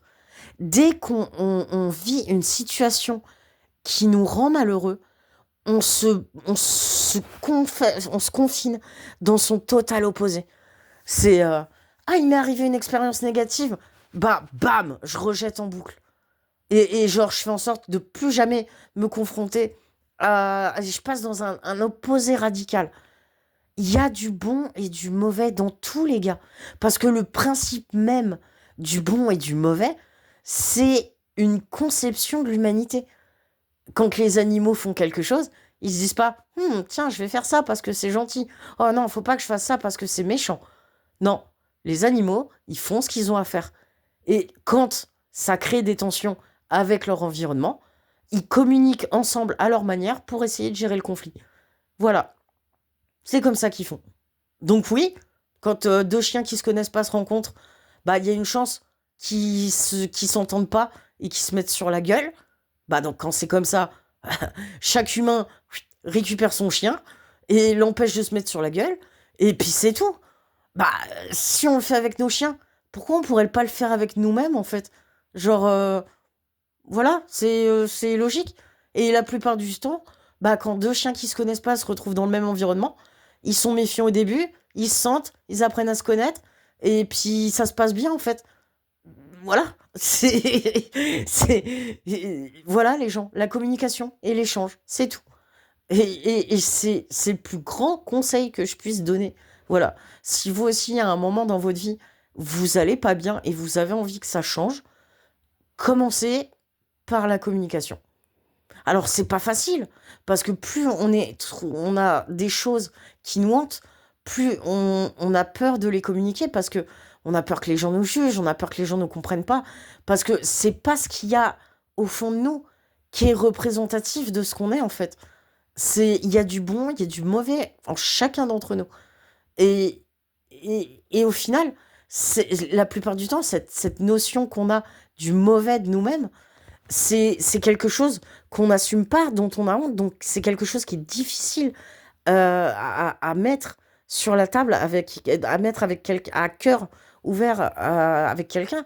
Bien sûr que c'est difficile. Mais juste parlez-en, en fait. Vous trouverez forcément quelqu'un qui vous comprendra, qui comprendra vos souffrances, qui comprendra vos hantises, parce qu'on souffre tous, même si on n'a pas vécu les mêmes choses, on souffre tous.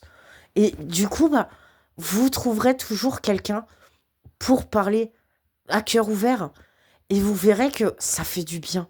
Ça fait un bien fou, les gars. Je vous dis pas de faire comme moi et de balancer vos états d'âme et votre vie sur Internet. Mais dans votre entourage, il y a forcément quelqu'un avec qui vous pouvez parler. Et votre entourage, grâce à Internet, bah c'est le monde entier. Et il y a des forums, et il y a des rubriques, et il y a des... Parlez aux gens, parlez entre vous. Bien sûr que vous tomberez forcément sur des gens qui comprendront pas vos messages, qui comprendront pas, et qui réagiront par la violence, par le dédain, par... Mais c'est pas de votre faute à vous. C'est pas parce que vous êtes nul, c'est pas parce que vous valez rien. C'est juste que ces gens-là ont interprété différemment ce que vous communiquez. C'est tout. Tout est une question de ressenti. Donc oui, dans la vie, il y a des gens qui vous aimeront, il y a des gens qui vous aimeront pas. La vie, c'est un équilibre, les gars. Tout est nécessaire dans la vie. Tout. Donc, les gens qui vous aiment pas, les rejetez pas non plus. Parce que plus vous vous rejeterez les uns les autres, plus ça générera de la haine et de la peur. Si quelqu'un se retrouve à vous dire ouais, j'aime pas ce que tu fais, t'es nul, t'es pathétique, rentre chez toi, bah au lieu de pas lui répondre et de déprimer dans votre coin, ou alors d'être en colère et de l'envoyer chier, répondez-lui gentiment juste pour lui demander pourquoi. Pourquoi est-ce qu'à tes yeux, je suis nul, je suis pathétique, pourquoi est-ce que je vaux rien en fait? Explique-moi juste s'il te plaît. Je veux avoir ton point de vue sur la question. C'est toujours important d'avoir un avis extérieur sur soi-même, parce que ça permet de prendre du recul et de se remettre en question. Ça veut pas dire qu'on doit faire et être tout ce que les gens disent de nous, mais simplement faire le tri dans tout ce qu'on reçoit et s'en servir pour s'améliorer soi-même. Et quand on fonctionne comme ça, tout devient plus simple. C'est... Faut juste prendre du recul. Du recul sur notre monde, mais aussi du recul sur nous-mêmes. Se poser 5 minutes. Voilà, moi je le fais avec un pétard parce que j'aime bien. Mais si vous voulez le faire avec un café, avec un chocolat chaud, j'en sais rien, avec ce que vous voulez en fait, bah vous vous posez 5 minutes, vous buvez votre coup, et vous vous dites qui je suis en fait, qui j'aimerais être. Parce que c'est ça le problème, pourquoi on est constamment torturé. C'est parce qu'on est tout le temps en opposition avec la personne qu'on est et celle qu'on voudrait être. Et du coup, c'est ces deux facettes de nous-mêmes qui s'affrontent à l'intérieur de nous continuellement et qui font que la plupart des gens ne peuvent pas s'encadrer. La plupart des gens se détestent. La plupart des gens ont aucune estime pour eux-mêmes et aucun amour pour eux-mêmes. Et finalement, on a vu ça comme quelque chose de négatif.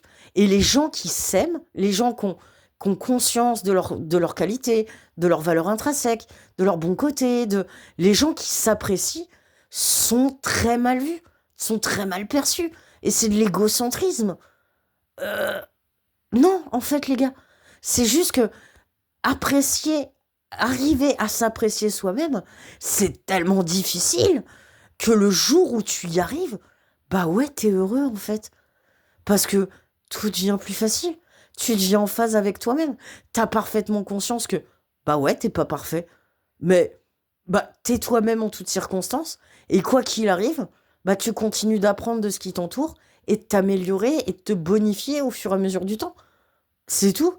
Et je dis pas ça parce que c'est une forme de sagesse ou quoi que ce soit. C'est la réalité, les gens. Et c'est pour ça qu'on dit que la sagesse s'acquiert avec le temps. Mais la sagesse, elle ne s'acquiert pas avec le temps, les gars. La sagesse, elle s'acquiert avec l'expérience. Et l'expérience, c'est vaste. Et l'inspiration, elle peut venir d'absolument n'importe où. On a tous une forme de sagesse en nous. Et si la plupart du temps, on a l'impression que la sagesse s'acquiert avec le temps, c'est pour ça que la représentation de la sagesse, c'est toujours un vieux monsieur barbu, un peu mystérieux, tu vois. C'est un vieil homme barbu. Voilà, mais enfin, c'est parce que plus t'es vieux, plus t'es sage. Mais non, c'est pas le temps qui fait la sagesse, c'est l'expérience, c'est la vie. Et plus tu vis, plus tu gagnes de la sagesse. Ce qui fait qu'il y a des personnes de 50, 60, 70 ans qui vont se retrouver à avoir beaucoup moins de sagesse que certains gamins qui ont 17, 18 ans. Simplement parce que les gamins qui ont 17, 18 ans ont eu une vie éprouvante à mort. Ils se sont retrouvés à côtoyer énormément de gens, à parler avec énormément de gens, à apprendre d'énormément de gens et d'énormément de situations que les anciens n'ont pas forcément connues.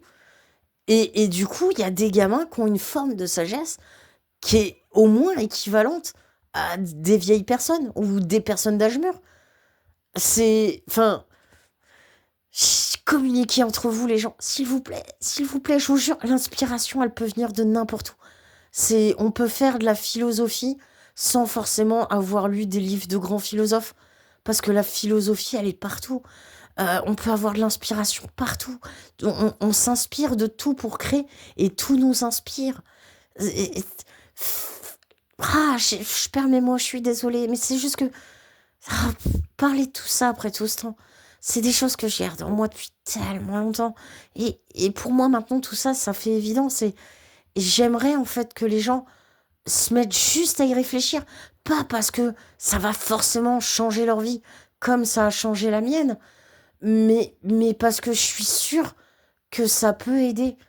Parce que moi, ça m'a aidé et que je suis sûre que ça peut aider d'autres gens, en fait.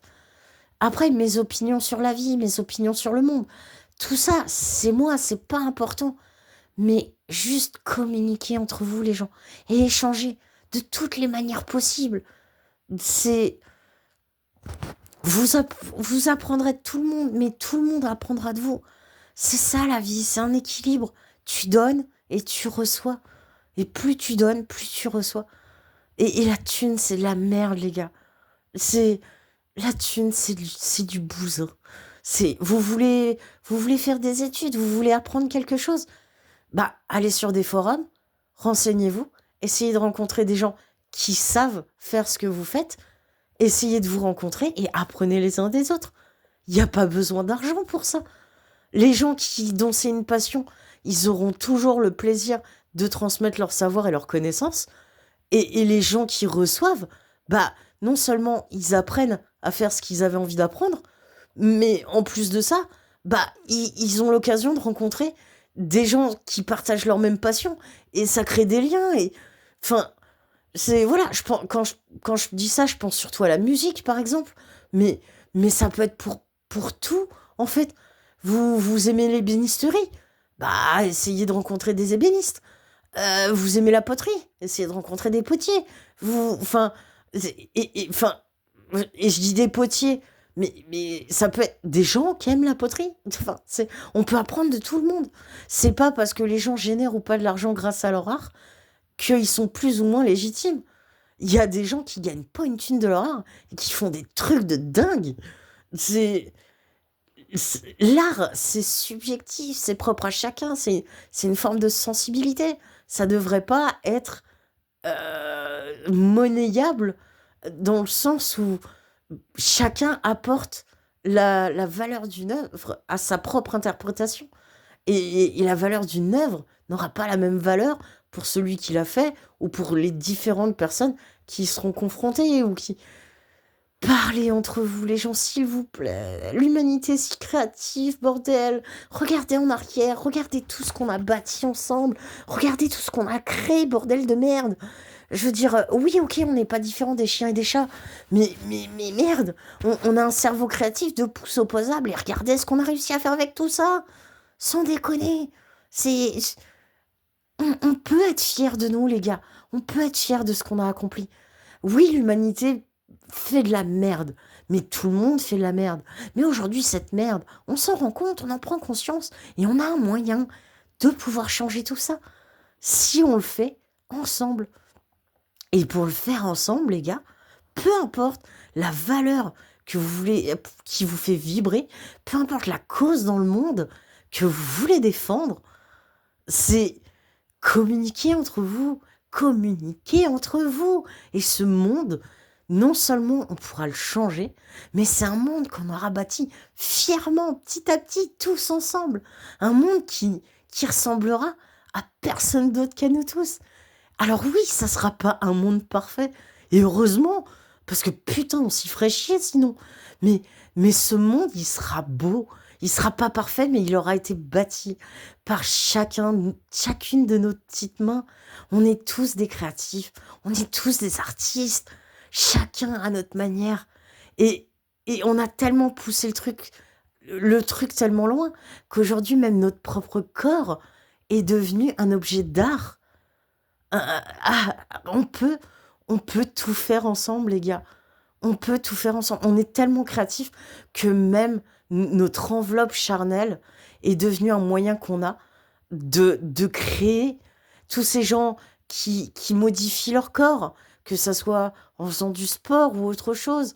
Tous ces gens qui sont des tatouages, des implants, des piercings, qui se teignent les cheveux, qui changent de sexe, ces gens-là font tout ça parce que leur corps n'appartiennent qu'à eux et qu'ils sont légitimement le droit d'en faire ce qu'ils veulent parce que c'est leur moyen d'exprimer ce qu'ils sont. Et c'est beau, en fait. Genre, et on pourrait faire ça avec le monde, en fait. On pourrait faire ça avec notre monde. Faire un monde, une société qui ne ressemble qu'à nous. Et pas simplement à un tiers de la population. Voilà, un regroupement de petits privilégiés.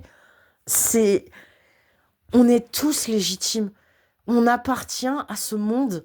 Ce monde nous appartient, mais on appartient à ce monde. Sans lui, on n'est rien. Mais sans nous, il serait pas ce qu'il est aujourd'hui. Et on a notre place légitime d'exister sur la planète. On a un impact sur notre environnement, nous aussi.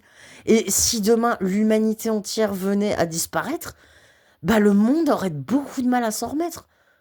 Parce qu'il faudrait des années, il y aurait tellement... Vous imaginez les conséquences avec tout ce qu'on a créé et tout. Ça serait une catastrophe si on n'était plus là pour entretenir ce qu'on a bâti. Et ça aussi, ça aurait énormément de conséquences sur le monde, même si on disparaissait du jour au lendemain. Moi aussi, j'ai pensé pendant longtemps que, que la solution miracle pour sauver le monde, c'était de faire disparaître les humains. Et je le dis comme ça parce que je sais qu'on est nombreux sur la planète à se dire que les humains sont le problème à tout. Mais non, c'est pas vrai. On n'est pas plus un problème qu'une solution. On est juste des humains. Et on n'est pas Dieu, on n'est pas supérieur aux formes de vie, aux autres formes de vie qu'il y a sur la Terre. On est tous nécessaires. Parce que notre monde a besoin de nous, mais nous, on a besoin de notre monde. Et cette coopération et cet échange qu'on pourrait bâtir entre les humains, si on apprenait à communiquer entre nous, bah, on pourrait le faire aussi avec tout ce qui nous entoure. Et du coup, bah, on prendrait soin de nous les uns les autres, mais on prendrait soin aussi des autres formes de vie qu'il y a sur la planète. Voilà. Je dis pas que ma solution, elle est idyllique. Genre, je dis juste que la vie, c'est juste un équilibre, en fait. Et une fois qu'on l'a compris, peu importe ce qui nous anime, tant qu'on arrive à garder cet équilibre, bah, on est bien, en vrai. Donc, si vous pouvez, voilà, le seul conseil que je peux vous donner, les gens, c'est de chercher et de trouver votre équilibre. Et pour y arriver, le mieux, c'est de communiquer. Communiquer avec vous-même, mais communiquer aussi avec ce qui vous entoure. C'est, on est tous capables du meilleur et du pire. On est tous bons et mauvais. Parce que le bon et le mauvais, c'est une notion abstraite à chacun. Il y a des choses que certaines personnes vont faire qui vont leur paraître être de bonnes choses, et il y en a des autres qui vont le ressentir comme quelque chose de mauvais. Le bon, le mal, c'est subjectif. C'est propre à chaque personne, à chaque individu. Donc oui, il y a des sujets sur lesquels on arrive à être globalement d'accord. Mais c'est propre à chacun, les gars. La notion la plus importante dans la vie, c'est l'équilibre.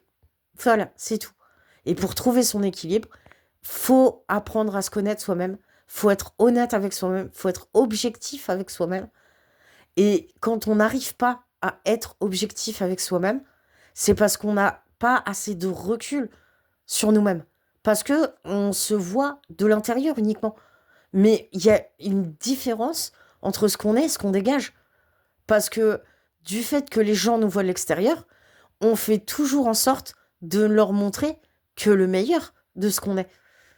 Donc peu importe ce qui se passe à l'intérieur de nous, ce qui nous caractérise et ce qui nous définit, c'est pas ce qu'on est capable de faire. Dumbledore l'a dit.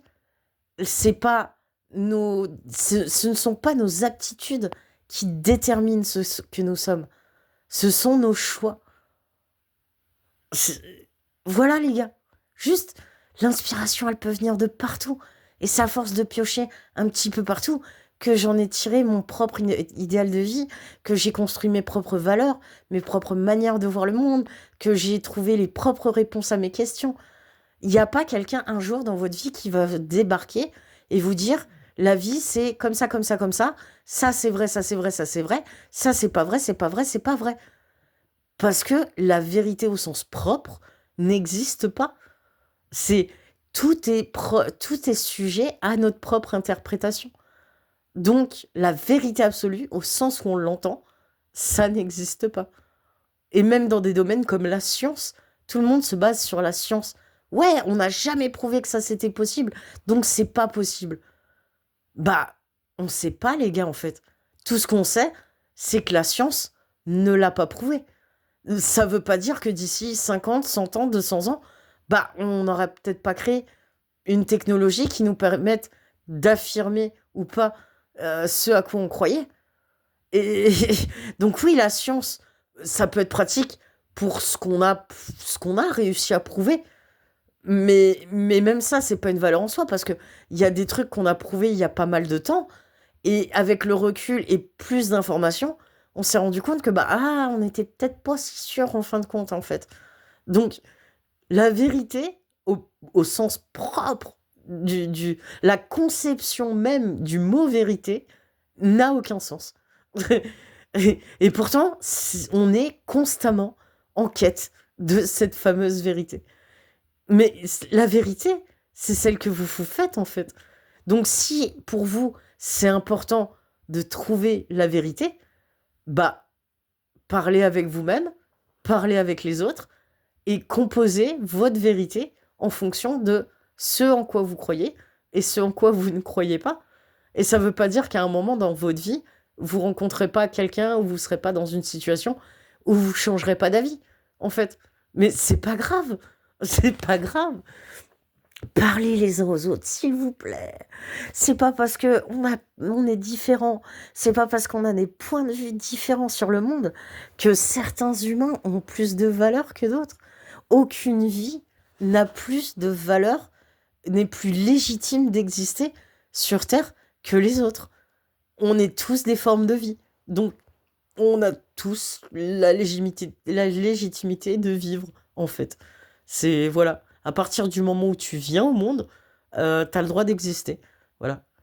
Pendant ta naissance, enfin, pendant ta conception, ton destin t'appartient pas encore. Ton destin, il appartient à ta maman. C'est elle qui choisit si elle te donne la vie ou pas, en fonction de sa propre vie, de son contexte, en fonction de plein de choses. Et je fais partie de ces gens qui pensent que c'est une femme toute seule qui devrait prendre la décision finale sur ce genre de situation, en fait. Mais voilà, après, ceux qui sont d'accord, ceux qui sont pas d'accord. Mais ça serait légitime, en fait. Bref, c'est pas le sujet.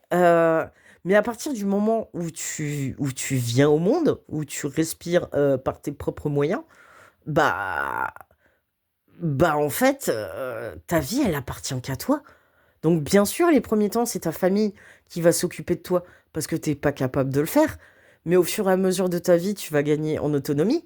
Tu vas te faire une personnalité, tu vas te faire tes opinions, tu vas te faire tes valeurs, tu vas te construire, tout simplement.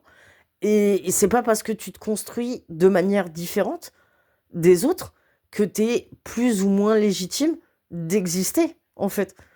On est tous légitimes d'exister. Donc, faites ce que vous voulez, en fait.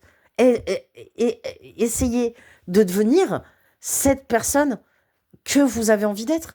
Et plus vous vous investirez dans cette voie, plus la personne que vous êtes et la personne que vous voudriez être vont se rapprocher entre elles.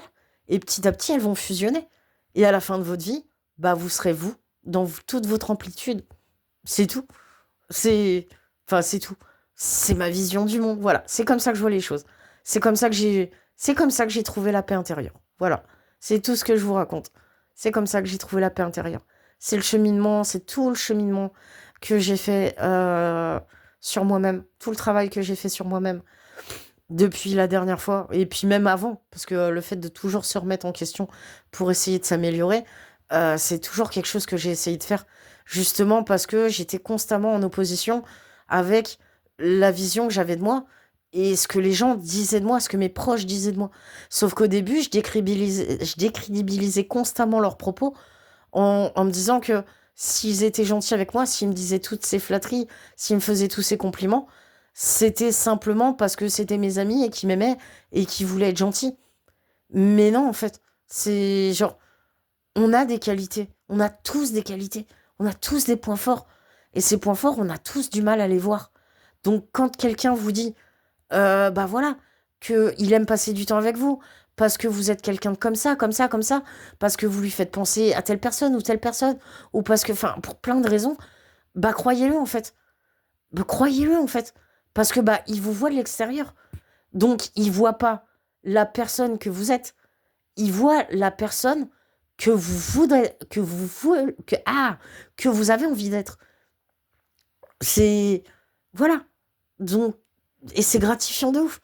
Parce que quand tu te bats toute ta vie contre tes démons et que tu luttes constamment pour essayer d'être la meilleure personne que tu peux dans ta vie, bah, quand les gens viennent te dire que t'es quelqu'un de gentil, que quelqu'un de cool, que t'es ouvert d'esprit, qu'avec toi on peut discuter et que ça fait du bien, que tu remontes le moral, enfin, genre, bah, ça fait plaisir en vrai. Ça fait super plaisir d'être une bonne personne aux yeux des gens qu'on aime. Ça veut pas dire qu'on doit faire tout ce que les gens qu'on aime veulent. Le but, c'est pas de devenir ce qu'ils veulent de nous.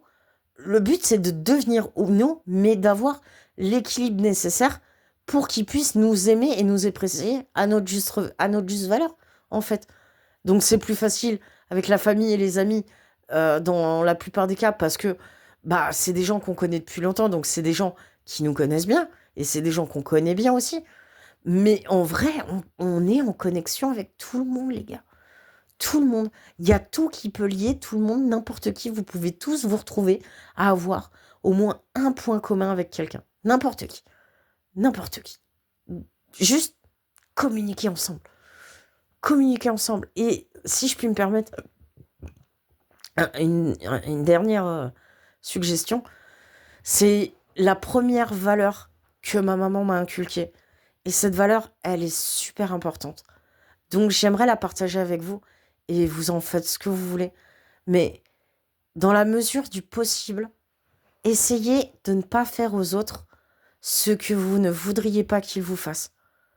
Et juste en essayant de penser à ça, non seulement bah ça vous aide à bosser un peu votre compassion naturelle, mais en plus de ça, bah si tout le monde le faisait, juste de pas faire aux autres, de pas faire endurer aux autres ce qu'on n'aimerait pas que les gens nous fassent endurer nous-mêmes, bah, mine de rien, même si on sera jamais forcément raccord sur tout, bah, ça facilitera grandement le dialogue, en fait.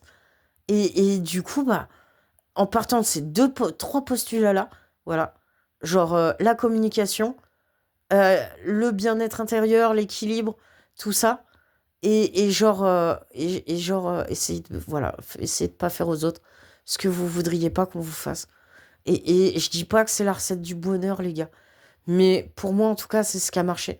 Donc voilà, faites au mieux, comme vous pouvez. Mais communiquez, essayez de vous aimer et faites preuve de bienveillance le plus possible. C'est voilà. Et il y a aucune raison que ça marche pas.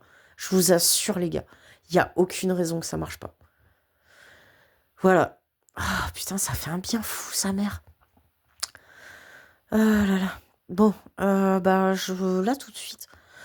Le fait d'avoir mis tout ça à plat et tout ça fait du bien, les gars, si vous saviez. Là, je suis avec mon petit pétard, comme d'habitude. Ça vous surprend plus d'ailleurs maintenant, vous le savez. Mais je sais que des fois, je suis perchée à cause de la fume. Je le sais, hein, parce que du coup, je pars dans tous les sens, je suis incontrôlable et tout. Mais en vrai, la fume, ça m'aide vraiment à mettre le clair dans mes idées. Alors, c'est pas parce que je fais ça que tous ceux qui m'écoutent doivent se mettre à fumer des pétards pour faire le clair dans leurs idées. En fait, c'est juste que moi, c'est mon truc à moi qui me fait du bien et qui me pose et qui m'apaise. Voilà. À chaque fois que ça va pas dans ma vie, j'écoute de la musique parce que la musique que j'écoute est le reflet de mes émotions. Donc, j'écoute de la musique, ça m'aide à faire le point et je fume des pétards. Et c'est pour ça que j'écoute autant Colum McGuinness. C'est parce que dans sa musique et dans sa voix, il a vraiment un pouvoir sur moi. Sa voix m'apaise profondément. Elle me procure tellement de bien-être, sa voix. C'est un truc de malade. Sa musique de manière générale, mais sa voix, les gars. C'est, voilà, si vous suivez un peu ma chaîne, vous savez que je parle de lui tout le temps, tout le temps. Et même d'Henry Cavill aussi, c'est parce que ces deux gars-là, c'est des piliers dans ma vie. Vraiment, vraiment, vraiment, vraiment. Et genre, euh, et genre, si un jour j'ai l'occasion de pouvoir travailler avec eux, ou juste d'avoir l'occasion de les rencontrer et de pouvoir discuter avec eux, juste comme ça, même si ça donne rien derrière, je serais tellement heureuse juste de pouvoir parler avec eux. Bref, voilà, ça va être tout pour ce soir, les copains. Merci de m'avoir écouté. La vidéo fait super longtemps, donc je pense qu'il y aura très peu de gens parmi vous qui seront arrivés jusqu'ici. Mais bah, c'est pas grave, en vrai, c'est pas grave. Moi, dans tous les cas, ça m'a fait du bien, vraiment.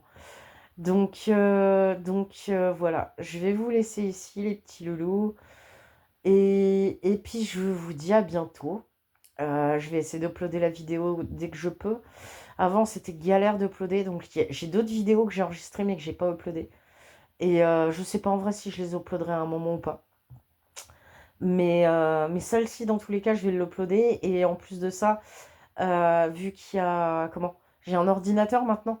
Mes amis m'ont offert un ordinateur pour Noël, pour que je puisse me remettre à écrire et que je puisse poster mes petites vidéos et tout ça. Donc, ils sont beaucoup trop mignons. Ils m'ont acheté un ordinateur portable. Et il est trop joli en plus. Alors, j'y connais rien en ordinateur, mais il est trop joli en plus parce qu'il est violet, mauve. Et genre, j'adore le mauve. Du coup, voilà. J'ai un ordinateur portable mauve. Et il est trop cool. C'est pas le même type d'ordinateur que j'avais avant, donc je peux pas jouer aux jeux vidéo avec. Mais en vrai, c'est pas grave. J'aime les jeux vidéo et même si j'ai pas eu l'occasion souvent d'y jouer dans ma vie, bah, je regarde des let's play, je regarde les autres y jouer, je me renseigne sur l'univers des jeux que j'aime bien et je profite quand même. Donc en vrai, je l'aime trop, mon petit ordi tout mauve. Il est trop cool. Et, euh, et du coup, voilà, du coup, je vais avoir plus de facilité à uploader les vidéos. Parce que vu qu'avant, je le faisais avec le téléphone, le temps que j'upload la vidéo, c'était ultra lourd. Et du coup, je pouvais plus écouter ma musique. Et sans ma musique, je suis décédée. Intérieurement, je suis vide. Ah, mon Dieu. Du coup, c'est pour ça que j'avais beaucoup de la flemme. En fait, j'avais la flemme d'uploader les vidéos que je faisais. Et c'est pour ça que ça fait pas mal de temps qu'il y a pas de nouvelles sur cette chaîne. Mais du fait que personne ne regarde, bah personne s'en est rendu compte. Du coup, ça va, en vrai. Mais là, j'ai vraiment envie de m'y remettre, j'ai vraiment envie de me remettre à tout ça gentiment dans mon petit coin. Et, euh, et on va voir, on verra bien. Advienne ce que pourra. Voilà, moi je vais faire les choses avec le plus de cœur possible. Mm, mm. J'ai une idée assez précise de ce que je veux faire. Donc, je vais faire du bien que je peux. Et après, bah, advienne que pourra. Et si jamais, par exemple, au bout d'un moment, je vois que mon livre, il n'y a pas de maison d'édition vraiment qui me répondent ou qui s'intéressent, dans tous les cas, je me débrouillerai pour le mettre gratuitement sur Internet, en fait. Parce que bah, la thune, mes couilles, en fait. Mes couilles en ski. En vrai, je pourrais peut-être même faire l'inverse, en vrai. Je crois qu'il y a des sites ou des plateformes où les gens peuvent publier leurs histoires, leurs livres, leurs bouquins, en fait. Donc en vrai, je pourrais peut-être même... Il faudrait que je demande à ma meilleure amie. Elle en a peut-être entendu parler. Ou je rechercherai sur Internet. Mais en vrai, sans forcément parler de maison d'édition, juste une fois que j'ai fini mon projet, que j'en suis fière, je le balance sur Internet. Et advienne que pourra. Comme ça, je pourrais toucher plus de monde. Donc j'aurais plus de chances bah, peut-être de rencontrer quelqu'un qui va me dire «Eh, bravo Nani, c'est bien, t'as bien travaillé, bravo!» Donc voilà. On verra. Mais en vrai, ouais, je suis con. Bah, c'est vrai que ouais, quand on pense à écrire une histoire, on pense à maison d'édition, on pense à livre. Mais c'est vrai qu'il faut savoir vivre avec son époque aussi. Il y a d'excellents bouquins qui n'ont jamais été imprimés. Donc en vrai, ouais, ouais, faut que j'élargisse mes horizons. En plus, mais j'ai trop du mal avec la technologie. J'ai passé tellement longtemps loin de la technologie que j'ai un sacré train de retard sur tout ça et que c'est pas toujours mon réflexe premier. Mais, euh, mais en vrai, oui, les possibilités sont infinies, absolument infinies.